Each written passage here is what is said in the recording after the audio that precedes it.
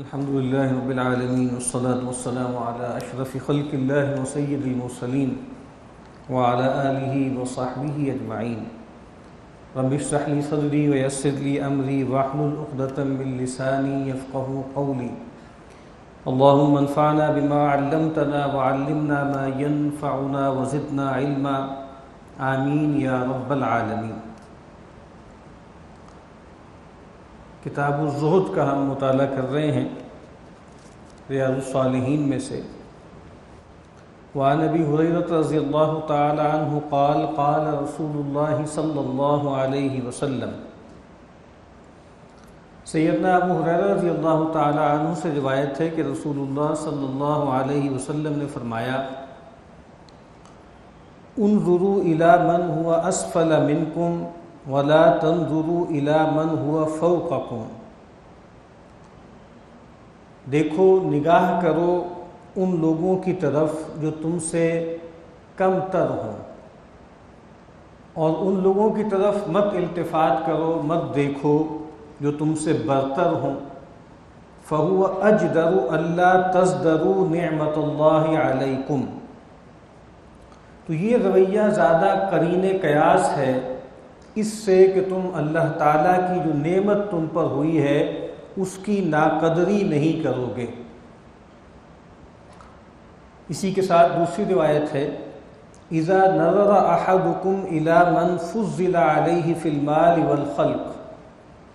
جب تم میں سے کوئی شخص دیکھے، نگاہ کرے کسی ایسے شخص کی طرف جس کو اس پر فضیلت دی گئی ہے مال کے اعتبار سے اور خلق کے اعتبار سے، خلقت، فزیکل فیچرز، تو کہا فَلْيَنْظُرْ إِلَى مَنْ هُوَ أَسْفَلَ مِنْهُ. تو اس کو چاہیے کہ پھر وہ نگاہ کرے اس شخص کی طرف جو اس سے کم تر ہے، یعنی مال میں کم تر ہے، خلقت میں کم تر ہے. یہ جو دو روایتیں ہیں یہ ہمارے لیے بہت اہم ہدایت فراہم کر رہی ہیں. ہر دور میں اس کی ضرورت رہی ہے کہ ہم اپنا جو اینگل آف ویو ہے، اپنا زاویہ نظر ہے، وہ یہ بنائیں. لیکن یہ دور خاص طور پہ اس لحاظ سے بہت زیادہ ہمارے لیے ٹیمپٹیشن ہے کہ دنیا میں اس وقت ایک جو مالیاتی نظام ہے جو غالب ہے وہ سرمایہ داری ہے، اور اس کا جو بنیادی آلہ ہے وہ انسان کے اندر جو جبلتیں موجود ہیں ان کو ایکسپلائٹ کرنا ہے. خاص طور پہ انسان کے اندر جو لذت اندوزی کا پہلو ہے، جو ہیڈونسٹک ڈیزائر ہے انسان کے اندر، اس کو یہ ابھارتا ہے، جس کو کنزیومرزم بھی کہا جاتا ہے. اور اس کے جو بنیادی ٹولز ہیں وہ ہم کہہ سکتے ہیں کہ وہ ایڈورٹائزمنٹ ہے. یہ جو ایڈورٹائزمنٹ ہے اس کو کہا جاتا ہے کہ یہ ایک ڈیزائر مشینری ہے. انسان کے اندر مستقل اور مسلسل کچھ حرص و ہوس اور کچھ ڈیزائرز ہے، ان کو ابھارتے چلے جانا. تو ہم پر ہر طرف سے ایک بمبارڈمنٹ ہوتی ہے برانڈز کی، پروڈکٹس کی، چیزوں کی، اور ہمیں ہر وقت جیسے ایک دباؤ کے تحت رکھا جاتا ہے، اور ہمیں یہ احساس دلایا جاتا ہے کہ اگر تمہارے پاس یہ پروڈکٹ نہیں ہے، تمہارے پاس یہ چیز موجود نہیں ہے، تو تمہاری شخصیت میں، تمہارا جو سیلف ہوڈ ہے اس میں کمی رہ جائے گی. تو نبی اکرم صلی اللہ علیہ وسلم ہمیں بتا رہے ہیں، نسخہ بتا رہے ہیں کہ کنزیومرزم سے بچنے کا نسخہ کیا ہے. فرمایا کہ ان لوگوں کی طرف دیکھو جو تم سے کم تر ہیں. اس دنیا کو اللہ تعالیٰ نے اس قانون پر بنایا ہے کہ اس میں کچھ لوگ برتر ہیں، کچھ کمتر ہیں. دنیا فلیٹ نہیں ہے، دنیا میں مراتب رکھے ہیں اللہ تعالیٰ نے. کچھ لوگ مالدار ہیں، کچھ لوگ محتاج ہیں، اور درجے ہیں، مالداری کے بھی درجے ہیں. تو ہم اگر ہر وقت ان لوگوں کی طرف دیکھتے رہیں گے جو دنیاوی اعتبار سے، مال کے اعتبار سے، عزت و وجاہت کے اعتبار سے، خلقت، شکل و صورت کے اعتبار سے ہم سے برتر ہوں گے، تو ہم ہمیشہ ڈپریس رہیں گے، ہم ہمیشہ مایوس رہیں گے. اور جس طرح نبی اکرم صلی اللہ علیہ وسلم نے فرمایا کہ جو شخص یہ رویہ اختیار کر لیتا ہے اس کا ایک مستقل وصف بن جاتا ہے، اور وہ کیا ہے؟ وہ ہے ناشکری۔ اللہ تعالیٰ نے ہمیں جو دنیا دی ہے، اس کائنات میں ہمیں رکھا ہے، اس سے ہمیں متمتع ہونا ہے، لیکن اس کے ساتھ ہمیں اپنی اصل منزل کو نہیں بھولنا، اور پھر جن نعمتوں سے ہم متمتع ہو رہے ہیں ان کا حق کے شکر ادا کرنا، اللہ کا شکر ادا کرنا ہے۔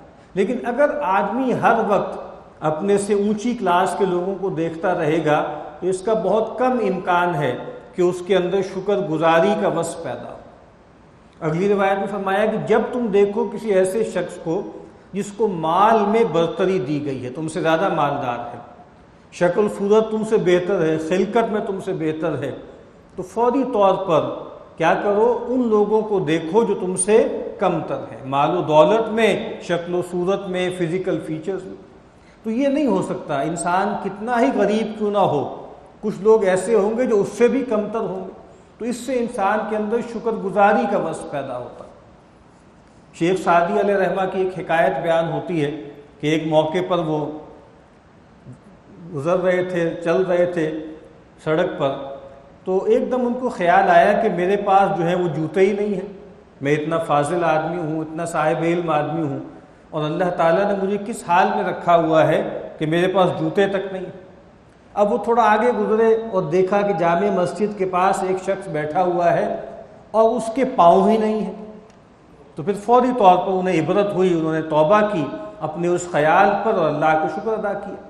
تو یہ پرسپیکٹیو ہے، یہ تناظر ہے جسے ہمیں اختیار کرنا ہے کہ جب ہم دنیاوی اعتبار سے وہ چیزیں کہ جو زیادہ تر وہب سے متعلق ہیں، شکل و صورت انسان کے اختیار میں نہیں ہے، اور مال و دولت بھی ٹھیک ہے، اس کا کچھ حصہ انسان کے اختیار میں ہوتا ہے، وہ بھی زیادہ تر وہب ہی ہوتا ہے، لیکن وہ چیزیں جو انسان کے کسب سے اس کو حاصل ہوتی ہیں، اور وہ کیا ہیں؟ وہ ایمان اور عمل صالح ہیں، وہ فضائل کی دوڑ ہے، وہ اخلاق کی راہ میں ایک دوسرے سے آگے نکلنا ہے۔ تو ہمیں یہ ہدایت دی گئی ہے کہ دینی اور اخلاقی معاملات میں اپنے سے برتر کو دیکھیں، وہاں منیملسٹ نہ بنیں، وہاں میکسیملسٹ بنیں، وہاں آئیڈیلز کو اپنے سامنے رکھیں، اور جہاں دنیا کا معاملہ ہو، دنیا کی لذتوں کا معاملہ ہو، وہاں منیملسٹ بنیں، وہاں کمتر پر اکتفا کریں، اور یہ دیکھیں کہ اللہ تعالیٰ نے ہمیں کیا کچھ دے رکھا ہے، اس پر نگاہ کریں، بجائے اس کے کہ ہم کن چیزوں سے محروم ہیں۔ سیدنا ابو ہریرہ رضی اللہ تعالیٰ عنہ روایت کرتے ہیں کہ نبی اکرم صلی اللہ علیہ وسلم نے فرمایا، تعیس عبد الدینار والدرہم والقطیفۃ والخمیسہ ان اوتی رضی وان لم یعط لم یرضى۔ یہ روایت بھی بہت اہم ہے اور بہت چونکا دینے والی ہے۔ نبی اکرم صلی اللہ علیہ وسلم نے فرمایا، تعیسہ ہلاک ہو گیا یا ہلاک ہو جائے، دونوں طرح سے اس کو پڑھ سکتے ہیں۔ ہلاک ہو گیا وہ شخص یا ہلاک ہو جائے وہ شخص، کون؟ عبد الدینار والدرہم، جو دینار اور درہم کا بندہ ہے، والقطیفۃ والخمیسہ، اور چادروں کا بندہ ہے، ایک شالہ، دو شالہ، مختلف طرح کی چادریں ہوتی ہیں، ان کا بندہ ہے۔ اب یہ جو بات فرمائی گئی کہ درہم و دینار اور چادر کا بندہ، اس سے مراد کیا ہے؟ یعنی انسان کس کو پوجتا ہے، کس کی بندگی کرتا ہے؟ وہ چیز جو اس کا الٹیمیٹ کنسرن ہے، جس کے لیے وہ جیتا ہے، جس کے لیے وہ مرتا ہے، جو اس کی زندگی کا سب سے بڑا غم ہے، سب سے بڑی فکر مندی ہے، اصل میں انسان کا معبود وہی ہے۔ تو نبی اکرم صلی اللہ علیہ وسلم نے فرمایا نا کہ وہ لوگ کہ جن کی ساری فکر، سارا غم دنیا ہی بن جاتا ہے، وہ صبح کرتے ہیں تو فقیر ہوتے ہیں، شام کرتے ہیں تو فقیر ہوتے ہیں، اور فقر ان کے ماتھے پہ کندھا کر دیا جاتا ہے۔ اسی لیے نبی اکرم صلی اللہ علیہ وسلم یہ دعا کیا کرتے تھے کہ اللہم لا تجعل الدنیا اکبر ہمنا ولا مبلغ علمنا، کہ اللہ تو دنیا کو ہماری سب سے بڑی فکر مندی، ہمارا سب سے بڑا غم مت بنا دینا، اور ہمارے علم کی کل رسائی نہ بنا دینا۔ تو جس چیز کے لیے انسان ہر وقت جس کی فکر میں رہتا ہے، سوتے جاگتے جس کے خیال میں غرق رہتا ہے، اپنی پوری زندگی جس کے لیے انسان جو ہے وہ تج دیتا ہے، لگا دیتا ہے، کھپا دیتا ہے، اصل میں انسان اسی کی بندگی کرتا ہے۔ تو جو آدمی روپے پیسے کے ساتھ یہ رویہ اختیار کر لے، جو آدمی پہننے اوڑھنے کے ساتھ یہ رویہ اختیار کر لے کہ زندگی کا مقصد جو ہے وہ مال کمانا ہو، مال کو گنتے رہنا ہو، بار بار دیکھتے رہنا ہو کہ اب اتنا بینک بیلنس ہو گیا، اب اتنا ہو گیا، اب اتنا ہو گیا، اب اتنا ہو گیا، اور ہر وقت پہننے اوڑھنے کی فکر ہو۔ یہ جو کہا گیا ہے نا کہ عبد الخمیستی و عبد القطیفہ، یہ کیا ہے؟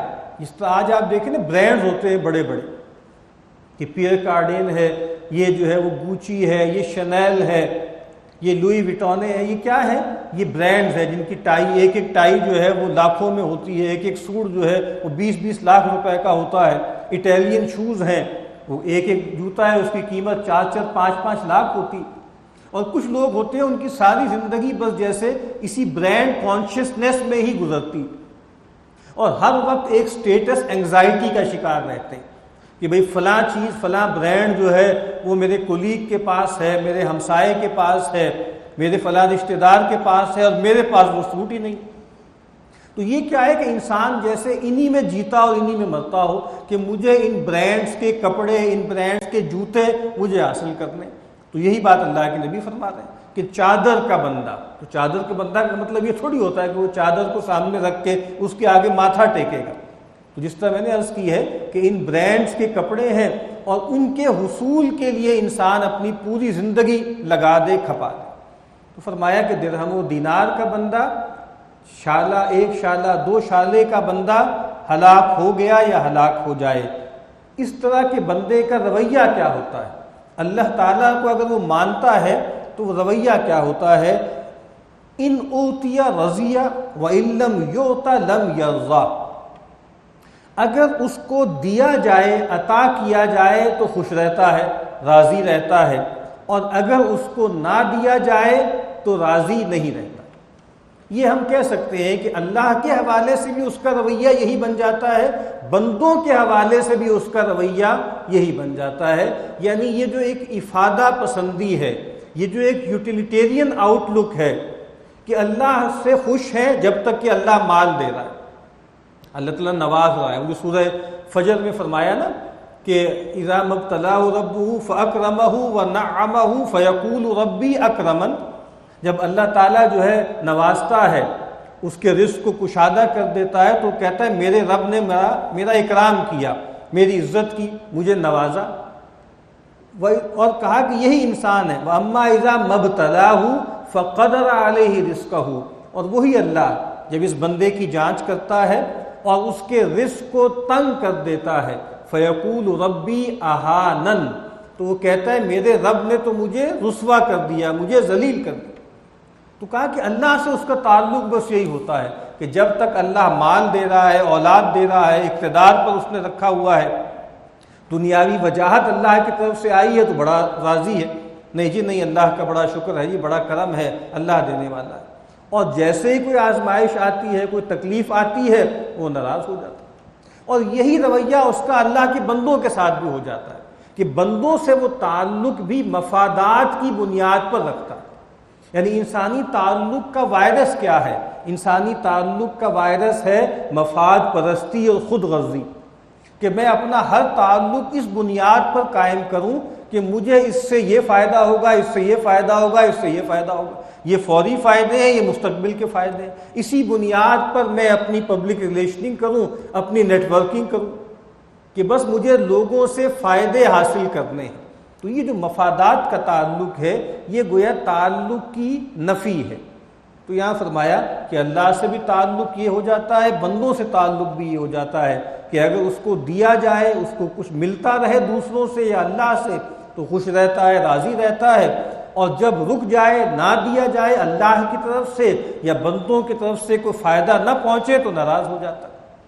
تو پھر سن لیں، نبی اکرم صلی اللہ علیہ وسلم فرما رہے ہیں کہ درہم و دینار کا اور چادر کا اور 2 شالے کا بندہ مارا جائے، ہلاک ہو جائے، اس کا رویہ یہ ہے کہ جب اس کو دیا جاتا ہے تو یہ خوش ہوتا ہے، اور جب اس سے روک لیا جاتا ہے، اس کو محروم کر دیا جاتا ہے تو یہ ناراض ہو جاتا ہے۔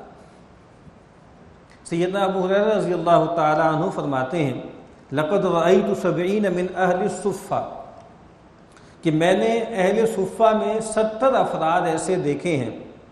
اب یہ 70 ہو سکتا ہے لٹرل ہو، 70 کا عدد ہو، یا 70 کا عدد عربی زبان میں کثرت کے لیے استعمال ہوتا ہے، یعنی بڑی تعداد میں۔ اہل صفہ میں نے بڑی تعداد میں ایسے لوگ دیکھے ہیں۔ ما منہم رجل علیہ ردا، میں نے کوئی ایسا شخص نہیں دیکھا جس کے پاس کوئی ایسی چادر ہو جس سے پورا جسم ڈھانپا جا سکے۔ اما ازار و اما کسا، صورتحال یہ تھی ایک چھوٹی سی چادر ہوتی تھی جو یا تو ازار کے طور پہ باندھ لی جائے، نیچے باندھ لی جائے، یا اس کو اوپر اوڑھ لیا جائے۔ جس طرح آپ کو معلوم ہے احرام ہے، احرام کی 2 چادریں ہوتی ہیں، ایک چادر کو ازار کے طور پہ باندھا جاتا ہے، ایک چادر کو اوپر اوڑھا جاتا ہے۔ تو کہا کہ کوئی ایسی چادر جو پورے جسم کو ڈھانپ لے، اس کا کوئی سوال نہیں۔ یا یہاں پہ ردا کا یہ مطلب بھی ہو سکتا ہے کہ انسان نے کپڑے پہنے ہوئے ہیں اور کپڑوں پر اضافی چادر ہے، جیسے عربوں کے ہاں چادر کا رجحان تھا، تو کہا اس اضافی چادر کا تو کوئی سوال ہی نہیں ہے۔ چادریں بس اتنی ہوتی تھی، چھوٹی چھوٹی چادریں، یا تو انسان نیچے ازار کے طور پہ باندھ لے یا اس کو اوپر اوڑھ لے۔ اور صورتحال یہ ہوتی تھی قد ربطوا فی اعناقہم، اور وہ اس چادر کو وہ اپنی گردنوں سے باندھ لیتے تھے، جیسے بچوں کے رومپر ہوتے ہیں نا، یا بب ہوتے ہیں، اوپر ایسے باندھ لیے جاتے ہیں، تو گویا پورا جسم اوپر سے نیچے تک جو ہے وہ من جملہ کچھ سطر تک جو ہے وہ ڈھپ جائے۔ اور کہا کہ وہ چادریں کتنی ہوتی تھی، فمنہا ما یبلغ نصف الساقین، اور ان میں سے کوئی چادر ایسی ہوتی تھی جو نصف پنڈلی تک پہنچتی تھی، ومنہا ما یبلغ الکعبین، اور کچھ ایسی ہوتی تھیں جو ٹخنوں تک بھی پہنچ جاتی تھی۔ فیجمعہ بیدہ کراہیۃ ان ترا عورتہ، تو وہ اپنے جو چادر ہے اس کو اپنے ہاتھوں سے پکڑ کر جمع کر کے رکھتے تھے، اس اندیشے سے کہ کہیں ان کی شرمگاہ نہ دیکھ لی جائے۔ یعنی کپڑا یا چادر اتنی تھوڑی ہوتی تھی کہ اس کو پکڑ پکڑ کے رکھنا پڑتا، خاص طور پہ نمازوں میں بہت اہتمام کرنا پڑتا تھا کہ یعنی لوگوں سے جو ہے جب رکوع میں سجدے میں جاتے تھے تو بعد میں جاتے تھے، اور اٹھتے جو ہے پہلے اٹھ جاتے تھے تاکہ لوگ جو ہے ان کی شرمگاہ نہ دیکھ سکیں۔ تو یہاں اہل صفہ کے بارے میں یہ بات بیان ہو رہی ہے، اور یہ بات ہمیں معلوم ہونی چاہیے کہ اہل صفہ اصل میں کون ہیں۔ عام طور پہ صفہ کا تعارف یہ ہوتا ہے کہ جیسے وہ ایک مدرسہ تھا، اسلام کی پہلی جو ہے وہ یونیورسٹی تھی، ٹھیک ہے، وہ اس کا ایک ضمنی فائدہ تھا۔ اصل میں صفہ کی جو حیثیت تھی وہ ایک مہاجر کیمپ کی سی تھی۔ بہت سے لوگ آئے تھے، اپنے پورے خاندان کے ساتھ آئے اور آ کر ان کا معاشی بندوبست ہو گیا۔ بہت زیادہ لوگوں کا اللہ کے نبی صلی اللہ علیہ وسلم نے معاشی بندوبست کر دیا تھا مواخات کے ذریعے۔ ایک فیملی آئی ہے مہاجرین کی، ان کو ایک انصاری فیملی کے ساتھ جوڑ دیا تاکہ وہ آپس میں اپنے ریسورسز شیئر کر لیں۔ لیکن بہت سے لوگ ہوتے تھے جو غلام طبقات تھے یا نوجوان تھے جن کی پوری فیملی پیچھے ہے، وہ اکیلے آئے ہیں، سولیٹری انڈیویجول کے طور پر آئے ہیں، اور اب ان کا یہاں نہ کوئی خاندان ہے، نہ کوئی گھر در ہے، نہ ان کا کوئی مواخات کا بندوبست ہوا، نہ ابھی ان کا کوئی معاشی بندوبست ہوا۔ تو اس میں آگر وہ ٹھہرتے تھے، ایک چبوترا تھا اور وہاں پر رہتے تھے، اور نبی اکرم صلی اللہ علیہ وسلم کی صحبت سے زیادہ فیض یاب ہوتے تھے چونکہ مسجد میں ہی رہتے تھے۔ اور جو اہل مدینہ میں دوسرے صحابہ تھے وہ کھانے پینے کی چیزیں لے جاتے تھے، بلکہ وہاں جا کے لٹکا دیتے تھے، کوئی رسی سی ہوتی تھی اس پہ جو ہے وہ کیلے کا کوئی جو ہے لٹکا دیا، اور اسی طریقے سے کوئی انگور کا گچھا لٹکا دیا جس میں سے وہ کھاتے تھے۔ اور جیسے اس کا ایک ٹرن آؤٹ بھی تھا، جس نوجوان کا، جس شخص کا کوئی معاشی بندوبست ہو جاتا تھا وہ وہاں سے چلا جاتا تھا، اور لوگ جو ہے اس میں آتے رہتے تھے۔ تو یہ صفہ کا چبوترا تھا، اس کی کیفیت تھی کہ اس میں ایسے لوگ آتے تھے جن کا کوئی معاشی بندوبست نہیں تھا۔ تو ان کی کیفیت یہاں بیان کی جا رہی ہے کہ دیکھیں ان کی صورتحال یہ تھی، اور لگتا ہے ایسا ہی ہے کہ سیدنا ابو ہریرہ رضی اللہ تعالی عنہ یہ بات اس وقت بیان کر رہے ہیں کہ جب بڑی فتوحات ہو گئیں، اور امکان یہی ہے کہ اللہ کے نبی بھی دنیا سے چلے گئے ہیں، اور بڑی بڑی فتوحات ہو گئیں، اور بہت مالداری آ گئی، اور بہت رفاہیت آ گئی، اور لوگ جو ہے وہ بہت اچھا کھانے لگے، بہت اچھا پہننے اوڑھنے لگے۔ تو لگتا یہی ہے کہ جیسے اس صورتحال میں توجہ دلانے کے لیے بتایا کہ دیکھو آج تو تم بہت اچھے حال میں ہو، آج تو تمہارے پاس کئی کئی جوڑے ہیں، کئی کئی چادریں ہیں، لیکن ایسا وقت بھی دیکھا ہے اللہ کے نبی صلی اللہ علیہ وسلم اور ان کے صحابہ نے کہ جب صورتحال یہ ہوتی، تو تاکہ واضح رہ جائے کہ دنیا میں اچھی زندگی گزارنا، سہولت کی زندگی گزارنا، آسائش کی زندگی گزارنا یہ ٹھیک ہے، انسان چاہتا ہے، لیکن یہ مطلوب نہیں ہے، اور نہ ہی آخرت کے مراتب اس کی بنیاد پر طے ہوں گے۔ اللہ تعالی ہمیں اس بات کی سمجھ عطا فرمائے۔